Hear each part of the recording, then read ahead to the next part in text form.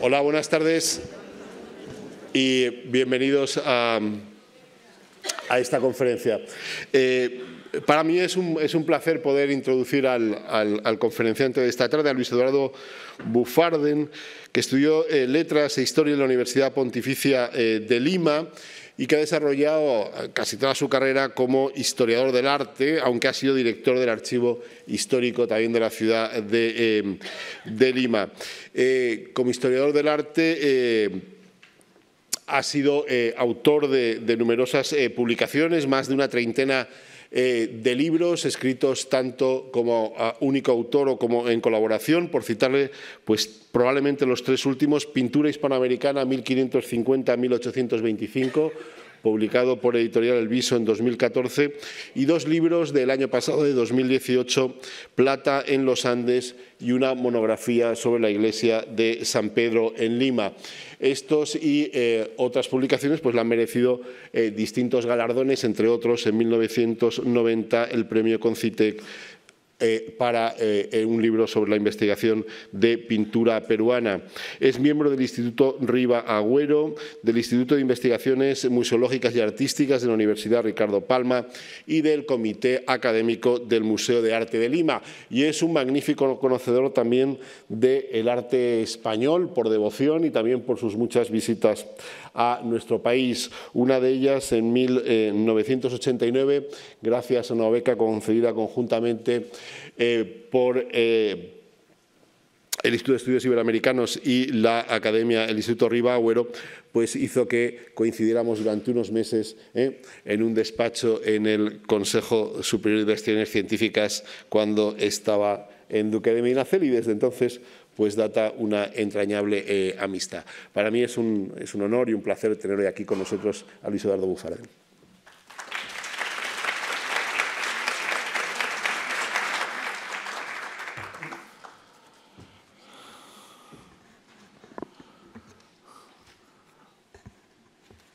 Muchísimas gracias, estimado Miguel, por tus generosas palabras de presentación.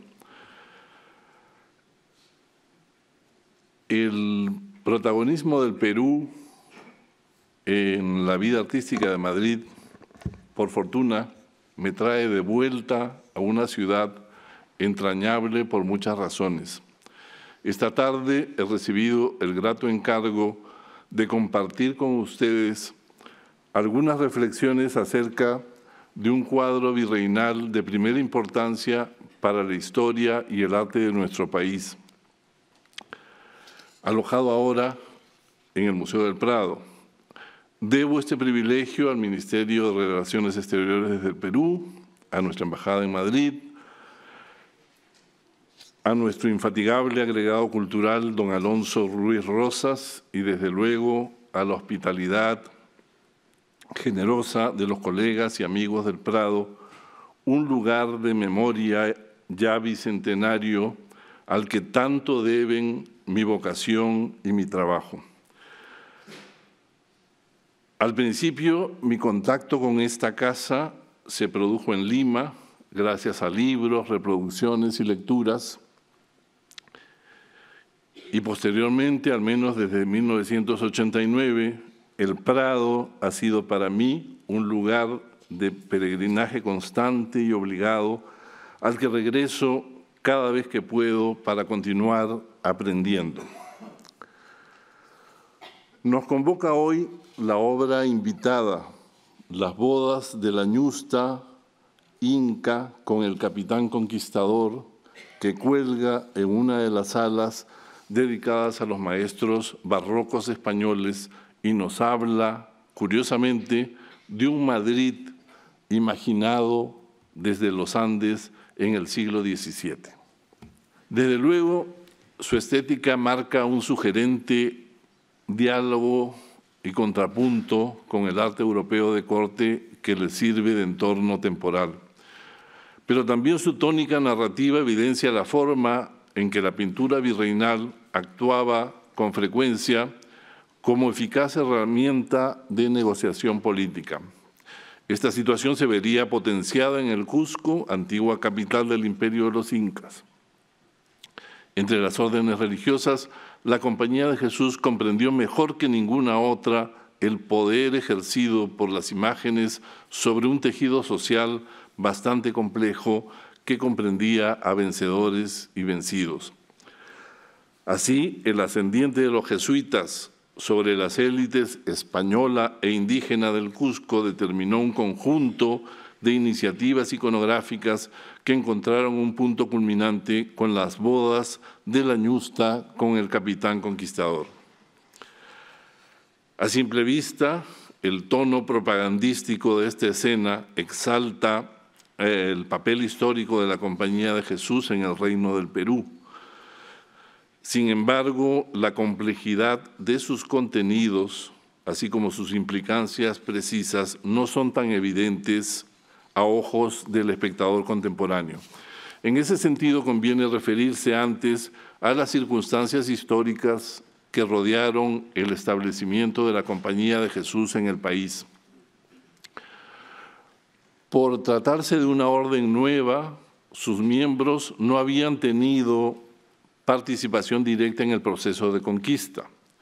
Ello, en principio, situaba a los jesuitas en desventaja frente a las antiguas congregaciones monásticas como dominicos, franciscanos y mercedarios que solían disputarse aquella primacía histórica.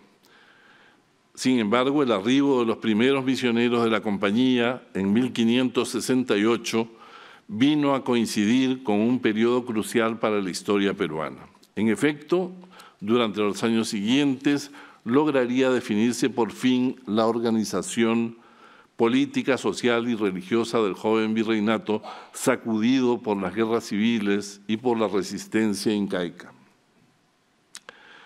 Se acababa de instalar el gobierno de Francisco de Toledo, amigo de la Compañía y promotor de su llegada al Perú, antes incluso de establecerse en México.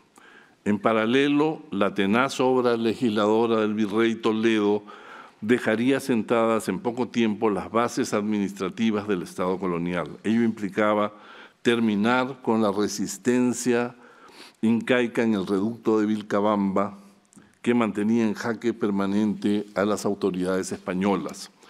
Después de varias negociaciones infructuosas, a principios de 1571, Toledo declaró la guerra al inca rebelde Túpac Amaru y dio la orden de capturarlo. Entre sus mejores capitanes se hallaba Martín García Oñaz de Loyola, hijo de un hermano del fundador de la Compañía. Loyola condujo preso a Túpac Amaru y lo entregó al cadalso el 17 de agosto de 1572. Poco antes, un religioso jesuita, el padre Alonso de Barzana, convirtió y confesó al inca rebelde. Este fue ejecutado en la Plaza del Cusco, pese a la oposición del propio Barzana, así como de muchos otros religiosos y vecinos que pedían clemencia a la autoridad. Tras la ejecución, hubo duras represalias contra la alta nobleza indígena y se entregaron premios a los militares vencedores. Fue entonces cuando Beatriz Ñusta, hija de Zairi Túpac y sobrina de Túpac Amaru, se vio obligada a casarse con Martín García de Loyola. Doña Beatriz estaba recluida en el monasterio de Santa Clara y tuvo que elegir entre la vida monacal y una boda pactada con el capitán Loyola. Ella aportaría como dote la rica encomienda del Valle de Urubamba, pero sobre todo los legítimos derechos de sucesión incaica que recaían en ella de acuerdo con las normas hereditarias hispánicas. En 1591, el capitán Loyola fue designado gobernador de Chile. Murió allí 7 años después a manos de indígenas araucanos sublevados. Su viuda y su hija, Ana María, se trasladaron después a España y permanecieron aquí rodeadas de honores. Era un exilio impuesto, pues la corona española percibía un potencial peligro en tal descendencia cuya legitimidad no dejaría de reconocer. Ese desarraigo se consolidó a través de un segundo enlace político entre la hija mestiza de ambos, Ana María Lorenza Colla de Loyola, con otro personaje de la alta nobleza hispánica en 1611. En 1614, Felipe III invistió a la heredera incaica con el título de Marquesa de Santiago de Oropesa. A la postre, su descendencia terminaría incorporada a la alta nobleza hispana. Toda esa compleja historia, marcada primero por la violencia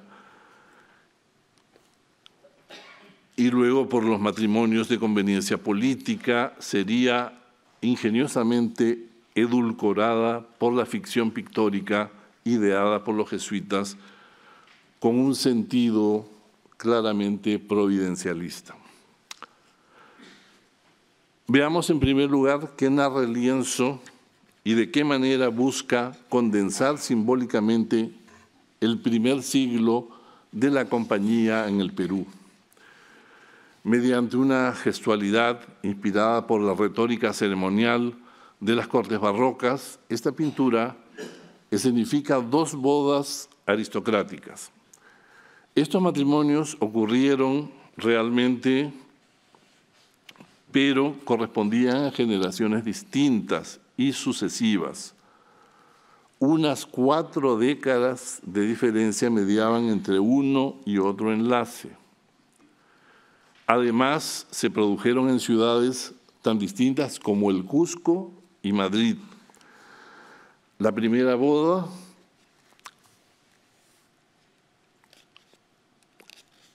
a la izquierda de la composición se celebró en la Catedral Cusqueña en 1572 entre Beatriz Ñusta, princesa imperial incaica, y el capitán español Martín García de Loyola, sobrino nieto del fundador de la compañía. El segundo matrimonio, a la derecha, tuvo lugar el año 1611, quizá en la primera iglesia del Colegio Imperial de Madrid. Unió a la hija de ambos, Ana María Lorenza Colla de Loyola, con Juan Enríquez de Borja, descendiente directo de San Francisco de Borja, duque de Gandía. De ahí que los santos patriarcas de la orden se sitúen al centro mismo de la composición en actitud de que su autoridad espiritual avalaba dichas nupcias. En ambos casos se reitera el gesto ritual de la dextrarum iunctio, eso es, la unión de las manos derechas de los contrayentes para sellar el pacto matrimonial. Era un patrón ceremonial heredado de la tradición romana y adoptado por la Casa de Austria, como se aprecia en la profusa iconografía sobre bodas reales de los Habsburgo durante los siglos XVI y XVII. En el caso del capitán y la ñusta, la diferencia del color de piel entre uno y otro es remarcado.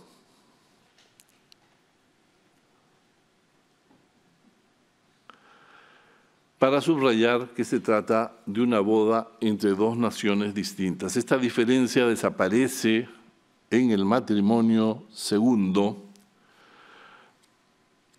con el fin de sugerir la incorporación plena de su descendencia dentro de la nobleza europea.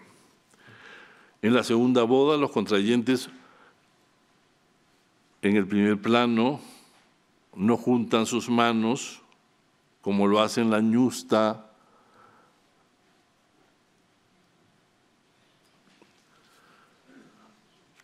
y el capitán, sino en el segundo, donde la boda se presenta como una escena narrativa simultánea.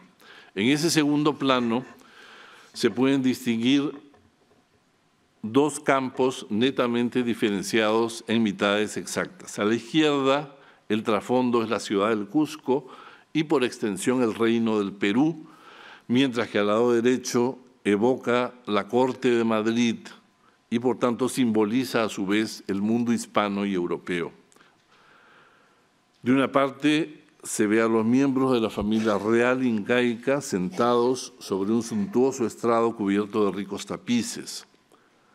Se muestran un tanto más cercanos al espectador, luciendo sus galas y armas prehispánicas de oro macizo.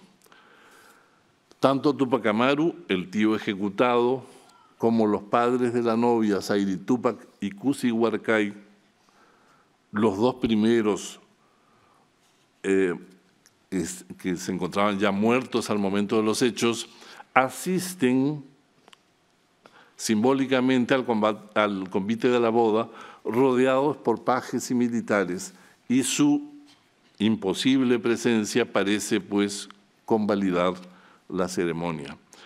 Al fondo se erige una versión imaginaria de la primera iglesia mayor cusqueña, cuya traza rectilínea y facetada sugiere un templo incaico convertido en iglesia cristiana.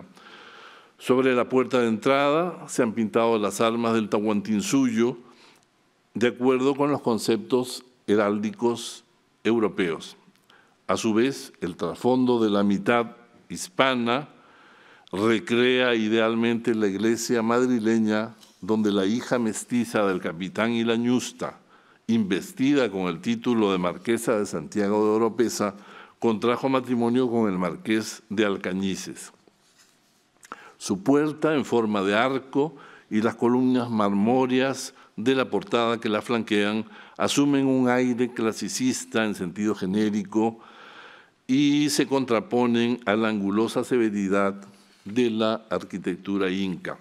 En el eje central se abre al fondo un espacio en lejanía donde es posible divisar un océano en calma, vínculo entre ambos mundos, y detrás se vislumbra el perfil de una urbe europea con toda probabilidad una alusión a Roma, centro del cristianismo y sede matriz de la compañía. En la parte más alta, el cielo es iluminado por un sol de justicia en el que resplandecen las siglas IHS y el corazón con 3 clavos distintivos de la Compañía de Jesús, irradiando la escena como si se tratara del momento culminante de un auto sacramental. Todo contribuye a generar la idea de una artificiosa puesta en escena delante de un vasto telón escenográfico.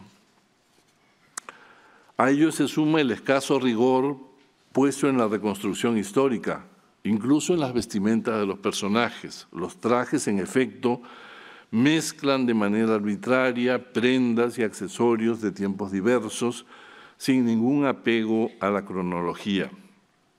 Así, por ejemplo, el capitán Loyola viste a la usanza cortesana del reinado de Carlos II, mientras su yerno luce un atuendo en el que contradictoriamente predominan elementos propios de una moda anterior, correspondiente en general al reinado de Felipe II o los comienzos del reinado de Felipe III.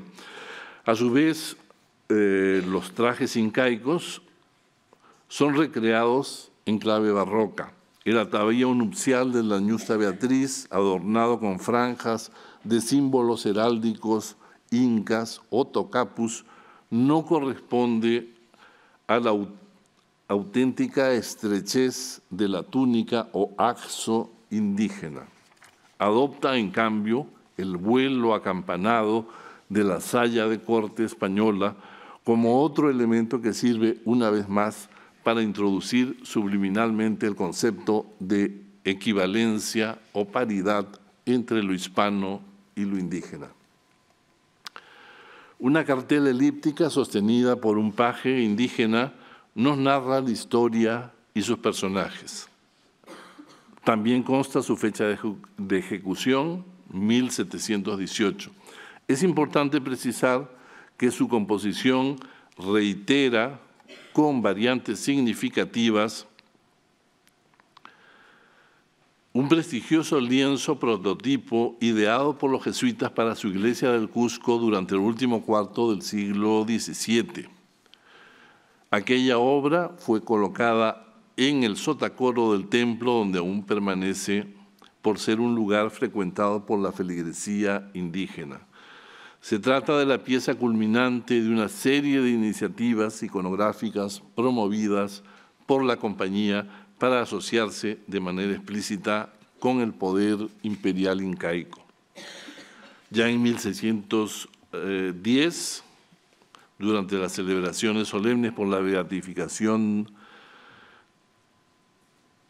de Ignacio de Loyola, sacaron en andas una imagen escultórica del Niño Jesús ataviado como inca con las insignias del poder prehispánico.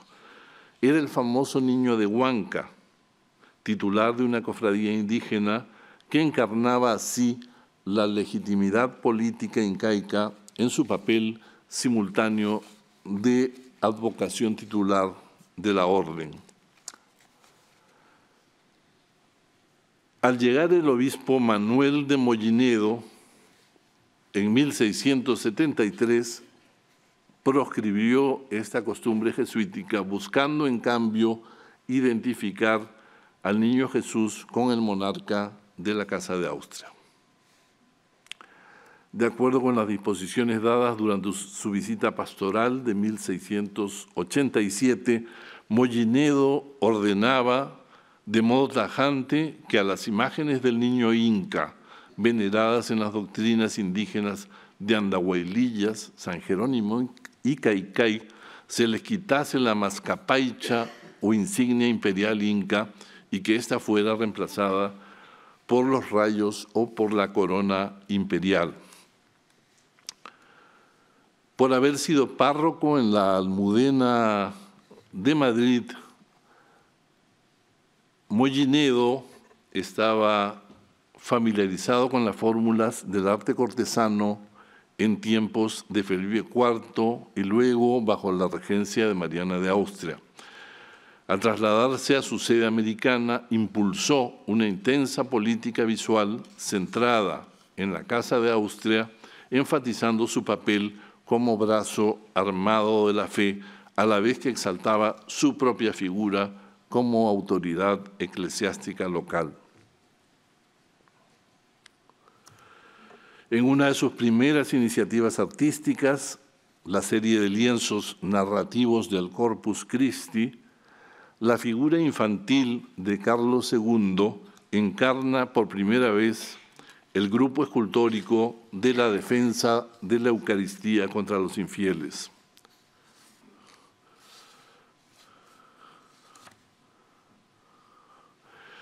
En otra escena, el Niño Jesús de Huanca preside un altar efímero delante de la iglesia de la compañía, investido con atavíos e insignias reales europeos.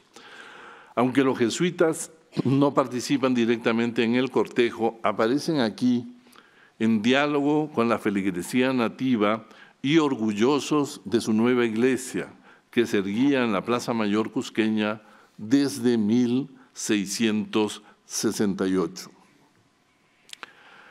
La acentuada verticalidad del edificio parecía desafiar a la mole de la catedral, cuyo cabildo no pudo frenar la culminación de un templo que daría inicio al emergente barroco regional erigido sobre los cimientos del Amarucancha, palacio del Inca Huayna Cápac. Poco después de consagrar su nueva iglesia, los jesuitas acometían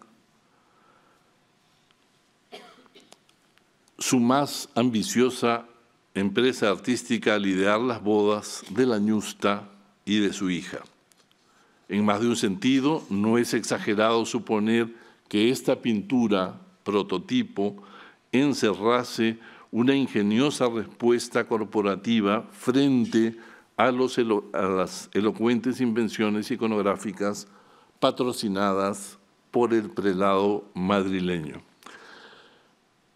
A diferencia del tono testimonial y contemporáneo que recorre la serie del Corpus, los jesuitas optarían por un camino enteramente distinto. Si las pinturas procesionales de Mollinedo mostraban a los curacas incas desfilando delante de la ciudad barroca a manera de un gran retrato de grupo situado en un estricto presente, las bodas jesuíticas remitían más bien a un tiempo tan ideal como irreal. Evocaba la instauración de la Pax Toledana en abierta contradicción con la dura realidad histórica. De esta manera se buscaba poner en evidencia el carácter providencial de la presencia jesuítica en el país. Su emblema, encarnado aquí en un Cristo abstracto y solar, venía a sustituir el culto idolátrico de los incas, anunciando de ese modo el amanecer de una nueva era de concordia política. Por ello mismo, no deja de parecer llamativa la ausencia de cualquier referencia explícita a la monarquía española, aunque al derrotar a Tupac Amaru, el capitán Loyola actuaba en nombre del rey Felipe II, la pintura privilegia su condición de familiar cercano del fundador de la orden y a la vez consorte de la ñusta Beatriz, llamada aquí princesa del Perú.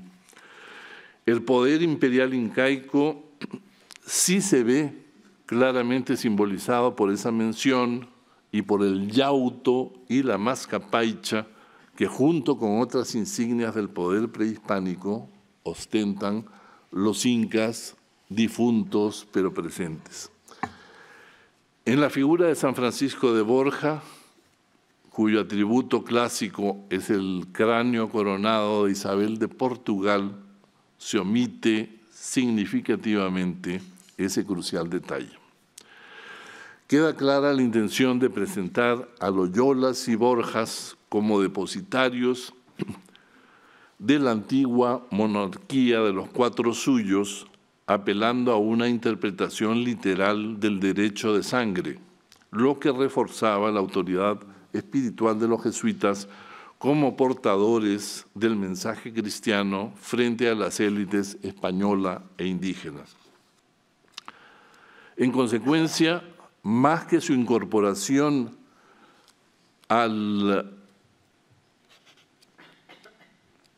vasto imperio de la Casa de Austria, la pintura señala el ingreso del Perú a un ámbito aún mayor, el de una cristiandad centrada en Roma bajo la tutela espiritual de la Compañía, cuya visión de la expansión del Evangelio por todos los confines del mundo iba acompañada siempre por una profunda e ingeniosa comprensión de las tradiciones locales.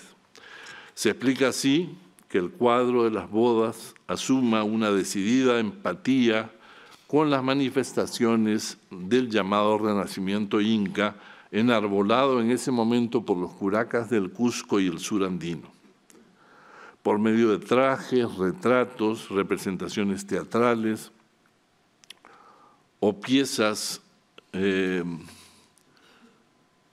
decorativas de vocación incaica, como los queros, estos príncipes vasallos, de acuerdo con la expresión acuñada por John Rowe, buscaban redefinir su identidad étnica en el contexto colonial. Al evocar el pasado imperial incaico, reclamaban para sí el estatus de privilegio concedido por la temprana legislación indiana. En composiciones como esta, los jesuitas supieron capitalizar aquellas pretensiones y conjugarlas con su propia agenda política y misional. Como es sabido, los jesuitas tenían a su cargo desde 1600 el denominado Colegio de caciques de San Borja y por ese medio llegarían a ejercer sobre la élite indígena una tutela espiritual casi exclusiva, separando a los hijos de sus padres para evitar cualquier posibilidad de retorno a los cultos prehispánicos.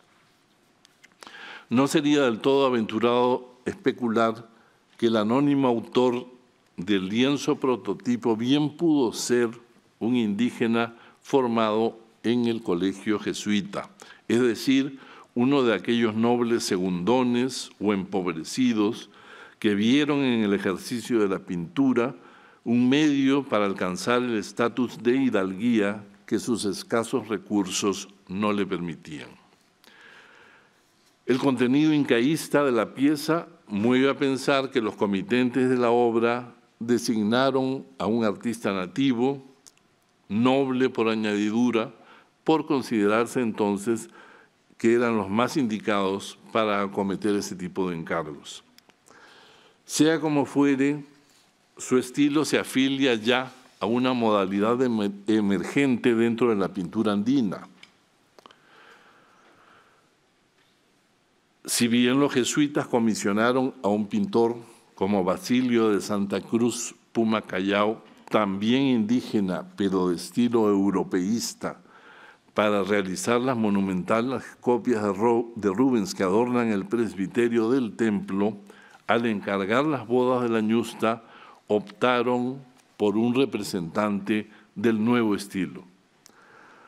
Aunque su nombre sigue en el misterio, su manera pictórica se aproxima a la de maestros de su generación como Francisco Chihuantito, otro noble indígena que firmaba en 1693 esta Virgen de Montserrat, titular de la parroquia de Chinchero, pueblo de la periferia cusqueña.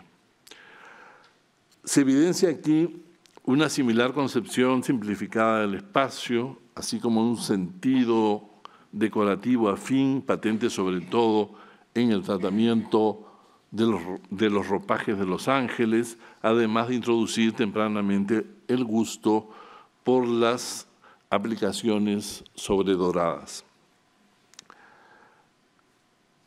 Tampoco se conocen los nombres de los jesuitas que idearon la composición del lienzo de las bodas, salvo que debieron ser conocedores de la tradición oral y de las crónicas escritas por miembros de la orden. Para dar forma a la historia narrada y dotarla de verosimilitud, debieron apelar a diversas fuentes, convenientemente seleccionadas cuando no abiertamente manipuladas. La primera de estas fuentes fueron los árboles genealógicos de los patriarcas de la orden, ambos pertenecientes a familias nobles de la península. A veces los grados de parentesco aparecen alterados, quizá para hacerlos más cercanos. Por ejemplo, el capitán Martín García de Loyola figura como hijo de un hermano del santo cuando era en realidad su sobrino nieto.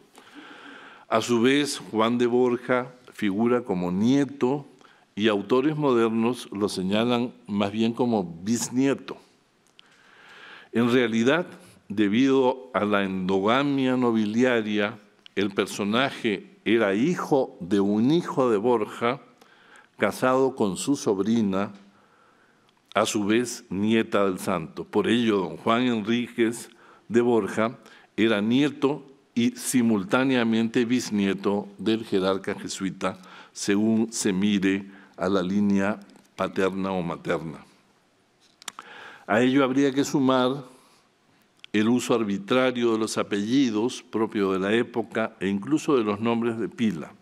Así, la novia de la segunda boda figura unas veces como Ana María y otras como Lorenza Colla de Loyola, sin olvidar que los nombres de los incas han sido cristianizados para señalar su conversión a la nueva fe. Son aquí Diego Zaidi Túpac y Felipe Túpac Amaru.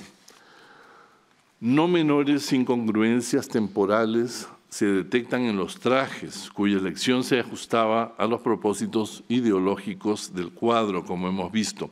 Así, por ejemplo, el atuendo del capitán García de Loyola adopta la moda cortesana del reinado de Carlos II, mientras que los trajes de su hija y su yerno se sitúan en época anterior. Esta contradicción quizá buscaba una armonía cromática entre la vestimenta del capitán y la de su parentela política inca, pero también intentaba presentarlo con la cercanía de un personaje contemporáneo. En cambio, la vestimenta de su yerno peninsular, Juan de Borja, a quien no llegaría a conocer, se ve anclada al tópico local de lo español puro. Este estereotipo permanecía fijado en la memoria de los cusqueños del siglo XVII a través de unas pocas imágenes.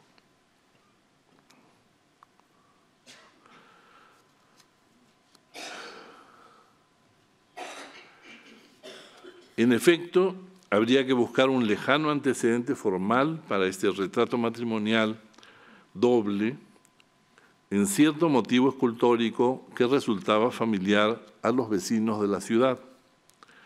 Desde fines del siglo XVI se levantaba en la calle de San Agustín una casa denominada de los Cuatro Bustos, perteneciente a una familia prominente de conquistadores.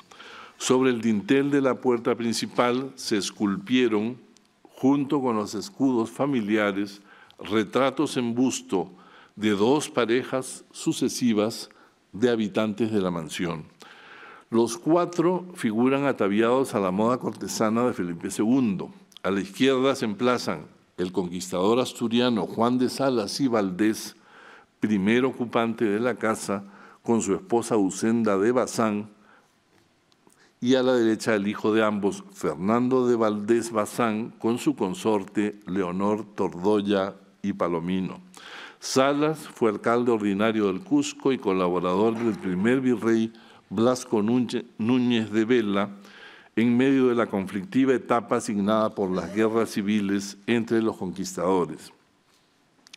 Luego se convertiría en hombre de confianza del virrey Francisco de Toledo durante su larga estancia en la ciudad, época que precisamente evoca este cuadro. Para construir las figuras de Juan Enríquez de Borja y de Ana María Lorenza Colla de Loyola, el pintor y sus comitentes debieron apoyarse en los escasos retratos tempranos que habían logrado subsistir tras el devastador terremoto de 1650. El desastre sísmico había significado la virtual desaparición de la primera urbe colonial cusqueña. Excepcionalmente, los mercedarios rescataron de las ruinas de su convento las efigies de sus fundadores, Diego de Vargas y Carvajal y su mujer Usenda de Loaiza Bazán, seguramente hija o pariente cercana de la mencionada Usenda de Bazán. Ambos lienzos datan de principios del siglo XVII y son obras de un maestro español. Quizá haya sido este Pedro de Reinalte Coello, hijo del célebre Alonso Sánchez Coello, retratista de Felipe II. Así lo sugiere la familiaridad demostrada aquí con relación a las fórmulas del retrato de corte. Al paso del tiempo, la rareza de estas notables pinturas sin duda hizo que ellas fueran consideradas representaciones emblemáticas de los primeros vecinos españoles de la ciudad. Las mayores similitudes se advierten en la efigie de Juan Enríquez de Borja, claramente inspirada por el retrato de Vargas y Carvajal. Son casi idénticos los elementos principales del atuendo, así como la postura del cuerpo y las manos. Incluso el rostro muestra rasgos parecidos a los del modelo mercedario, si bien más estereotipados. Desaparece aquí la pronunciada calvicie de don Diego, con el propósito explicable de resaltar la juventud del contrayente. Y aunque el pintor ha seguido de manera casi literal la silueta del traje, opta en cambio por el color negro para asociarlo con la severa etiqueta cortesana vigente en tiempos de Felipe II.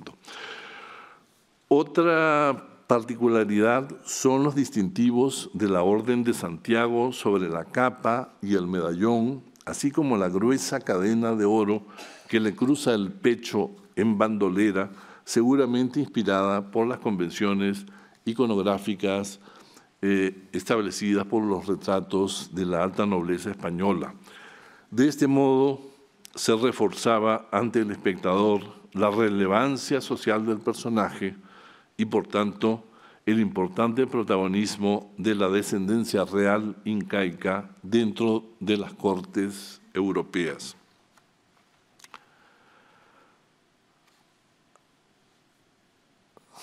A su vez, el retrato de Usenda de Loaiza parece haber inspirado las figuras de ambas novias, aunque de una manera más libre. El detalle del pañuelo en la mano de Ana María Colla de Loyola, característico de las damas de corte españolas, es colocado aquí al lado izquierdo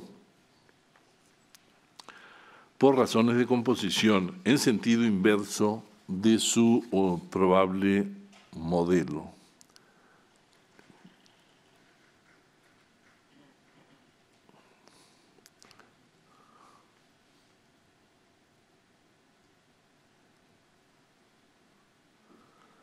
No se ve muy completa la figura, pero es esta.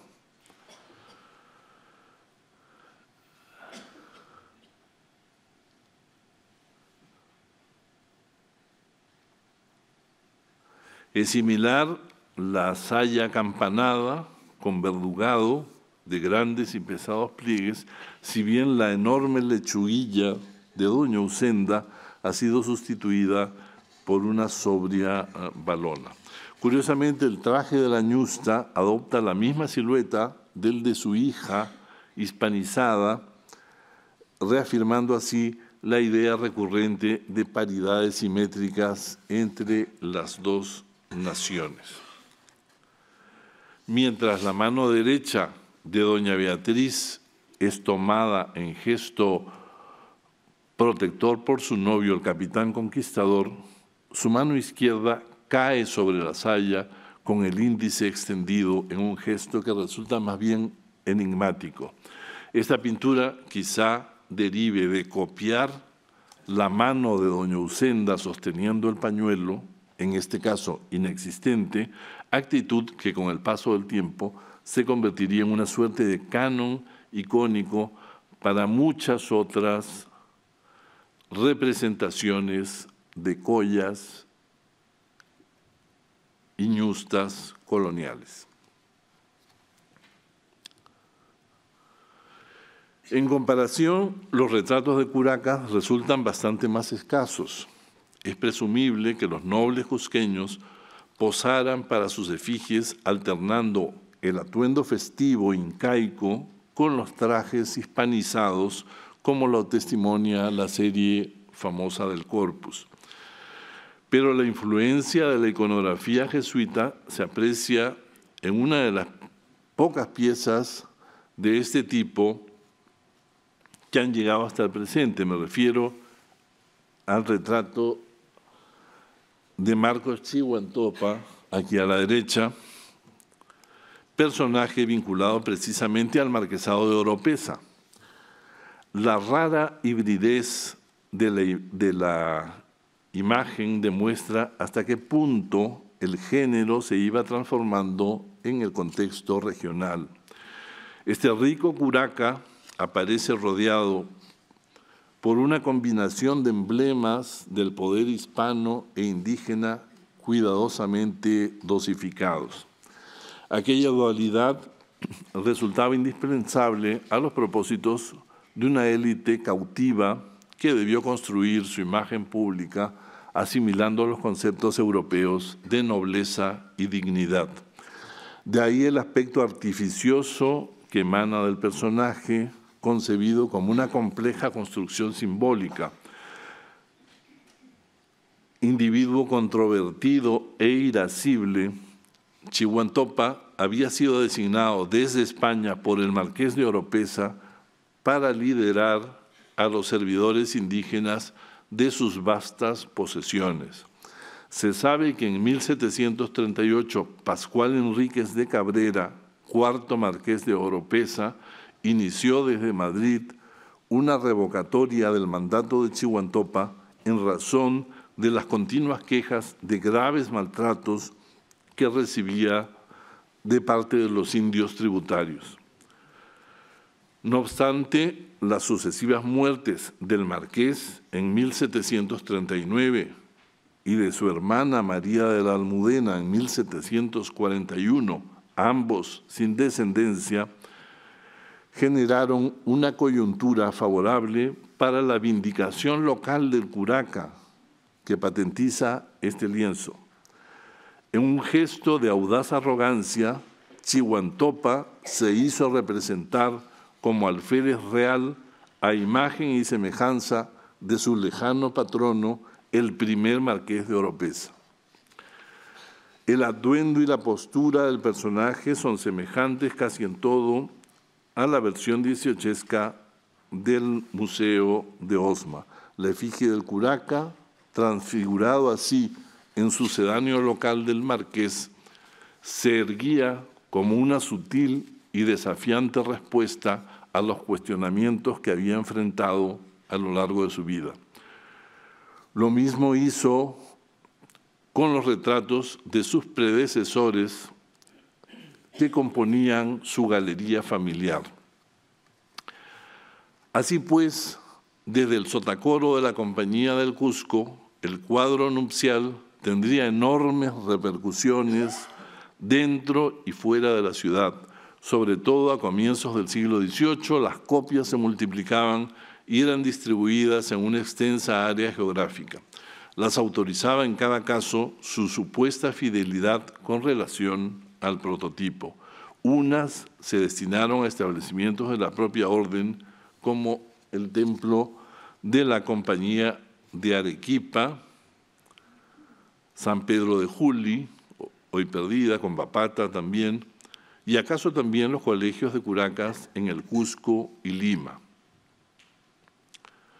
Otras fueron colgadas en templos y en conventos relacionados con la descendencia incaica, como el Beaterio Limeño de Copacabana, que albergaba a hijas de curacas, en su mayoría mestizas, que seguían perteneciendo en teoría a la República de Indios.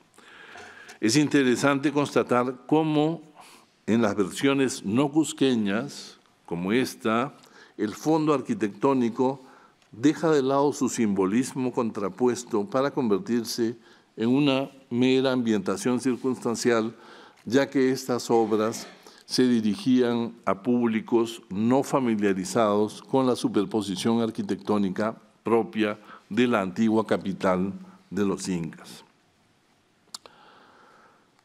Por su parte, algunos nobles cusqueños encargaron otras versiones para el adorno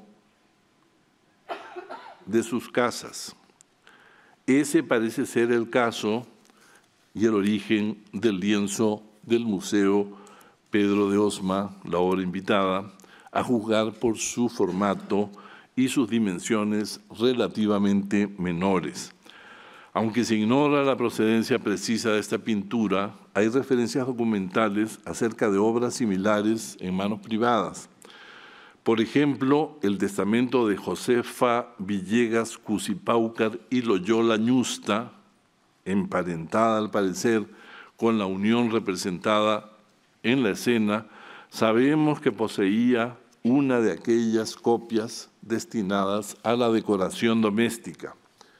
En los muros de su vivienda cusqueña colgaba en 1777 un lienzo grande con su chórchola dorada, con oro de nuestro padre San Ignacio y San Francisco de Borja y el casamiento de doña Beatriz, de seguro exhibida como prueba visible de su linaje familiar. Una función similar habría cumplido en su momento nuestra obra invitada. Su formato obligó al pintor a simplificar ciertos detalles, comprimir la composición y aproximar entre sí a los personajes del primer plano. No obstante, es indudable la atención otorgada al grupo de la corte inca. Su estilo pictórico la distingue claramente del lienzo prototipo del Cusco y remite a un periodo más avanzado de la tradición surandina. Aun cuando no estuviera fechada, no tendríamos dificultad mayor para datarla con precisión en el primer tercio del siglo XVIII. Un rasgo característico de este periodo es el uso intensivo de las aplicaciones sobredoradas, que en este momento adoptan minuciosos diseños a manera de un tupido encaje que recubren las vestimentas casi por completo y tienden a aplanar el volumen de las figuras. Un elemento presente en la pintura tardomedieval europea que sería reelaborado por el barroco andino.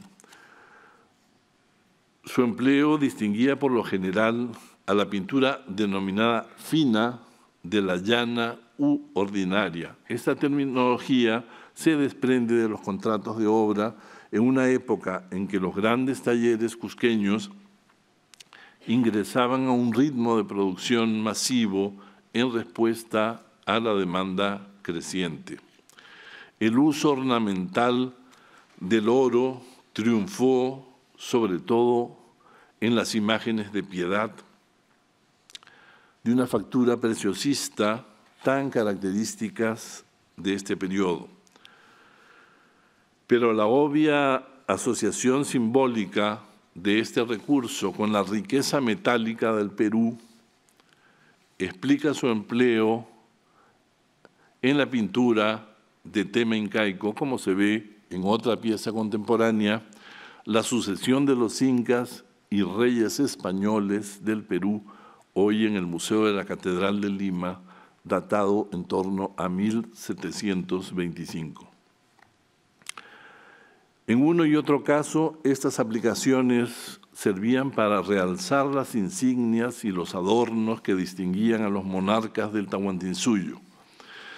Ese afán de fidelidad historicista se evidencia asimismo en los tocados o corona del Inca, el Sunturpaucar, adornado aquí con las plumas blanquinegras del corequenque, ave sagrada, que mencionan el Inca Garcilaso y otros cronistas en relación con la parafernalia del poder andino. Finalmente, quizás sea esta la variante que mejor conserva el planteamiento original del fondo arquitectónico, en el cual es posible reconocer todavía el contrapunto inca-español, aunque se han omitido las cruciales diferencias cromáticas que veíamos en el lienzo prototipo. Si bien este último sigue en su lugar hasta hoy, muchas de sus copias desaparecieron en la segunda mitad del siglo XVIII en medio del colapso sufrido por la nobleza indígena y el consiguiente fin abrupto del renacimiento inca. El momento inicial de estos cambios dramáticos se sitúa precisamente luego de la vacancia del marquesado de Santiago de Oropesa en 1741. Después se sumaría a ello la orden de expulsión de los jesuitas en 1767, lo que implicó el cierre del Colegio de Caciques de San Francisco de Borja. Entretanto, la interminable disputa por el título de Oropesa enfrentó, al menos desde 1776, a la familia Betancourt con José Gabriel Condorcanqui, exalumno jesuita y curaca de Tungazuca, Pampamarca y Surimana. Como era habitual, ambas partes aportaron al expediente retratos, documentos y genealogías a menudo manipulados para acreditar sus respectivos derechos. Condorcanqui alegaba ser descendiente directo de una prima hermana de la ñusta Beatriz. Sin embargo, su clara desventaja judicial frente a las pretensiones de los Betancourt fue uno de los detonantes para la gran rebelión indígena iniciada en 1780, que sacudió a todo el virreinato. No por azar, Condorcanqui asumió entonces el nombre de Túpac Amaru II para vindicar la legitimidad incaica. Cuando el levantamiento fue derrotado, a fines de 1780, la represión contra la nobleza indígena fue inmediata y cruenta. Además de la ejecución del rebelde y de su familia en la Plaza Mayor del Cusco, se dio un conjunto de medidas destinado a desaparecer la imagen pública de los curacas. Ello afectó sobre todo a las manifestaciones del Renacimiento inca, por considerarlas potencialmente peligrosas. El bando del visitador Areche, publicado en mayo de 1781, prohibía que usen los indios trajes de su gentilidad y especialmente los de la nobleza de ella, que solo sirven de representarles los que usaban sus antiguos incas, pues esto acrecentaría el odio a la nación dominante. Asimismo, disponía la destrucción de todas las pinturas o retratos de sus incas en que abundan con extremo las casas de los indios que se tienen por nobles para sostener o jactarse de su descendencia, las cuales se borrarán indefectiblemente. De ahí la rareza e importancia de las piezas que lograron escapar de esa destrucción masiva. Unas veces fue por hallarse en espacios de culto religioso, otras por permanecer ocultas y quizá también por la lealtad de sus propietarios a la corona española frente a la Gran Rebelión. Parece haber sido ese el caso de la obra invitada, tal vez la única en su género que ha llegado hasta hoy. Constituye, por tanto, una versión excepcional de esta invención iconográfica concebida por la Compañía de Jesús en su momento de mayor predicamento social en los Andes. Una potente imagen que selló la alianza política de la orden con la élite indígena, asumiendo de algún modo la visión idílica del imperio presente en la obra del Inca Garcilaso de la Vega. Así, la ficción de la pintura proponía una reinvención utópica del pasado andino, sustituyendo la violencia de la conquista por un ambiguo mensaje conciliador entre la República de Indios y la de españoles. Ello contribuyó a que los nobles indígenas modelasen con la dignidad de vida su imagen pública dentro del nuevo orden instaurado por la conquista. Pero sobre todo les permitió imaginar que la descendencia incaica tendría reservado un lugar de privilegio dentro del proyecto jesuítico de un cristianismo universal, pero a la vez respetuoso de las diferencias étnicas. Muchas gracias.